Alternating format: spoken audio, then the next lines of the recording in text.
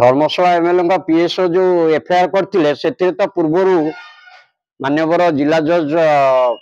14 जन आसामी को bell grant कर 14 जन आसामी पुनर्बार से माने आसामी थिले जाजपुर सदर पीएस केस नंबर 335/24 एटा जाजपुर सदर पुलिस इन्स्पेक्टर जने एतला देइथिले जे कौन सी अनुमति न नहीं से माने रास्ता अवरोध करिसेंती जा फल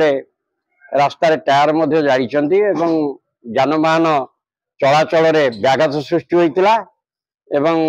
माने से माने ताकू बंद करिया को आसिला बेलको से माने को मध्य माने गाली बंद करथिले आकू नै कि जाजपुर सदर पीएस रो एसआई जने एतला करथिले सेही एतला ऊपर आधारित होइतबा केस रे ये 13 जनकर काली जामिन सुनाई होइतिला मान्यवर जिला जज जाजपुर कोर्ट रे एवं मान्यवर जिला जज उभय पक्षर जुक्ति सुनला परे सरकार जुक्ति एवं प्रतिपक्ष वकील जुक्ति सुनला परे से 13 जन को काली जामिन मंजूर प्रदान करछंती एवं जामिन मंजूर प्रदान कला बेले मध्य शर्त आरोप करछंती जे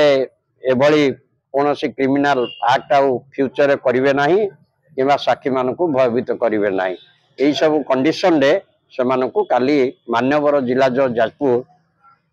जामिन मंजूर करछंती जामिन छाड़िया पई निर्देश देइ अछंती एई मामला सुजन गिरफ हेतले समस्त बेल पाई वर्तमान ए जो माने जाजपुर जो बुढ़ा पोलो निकट रे होइतबा गंडगोल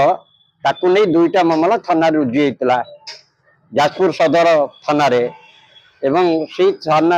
दुईटी मकदमा जो माने गिरफ होइतिले एवं मान्यवर एसडीजीएम ताकर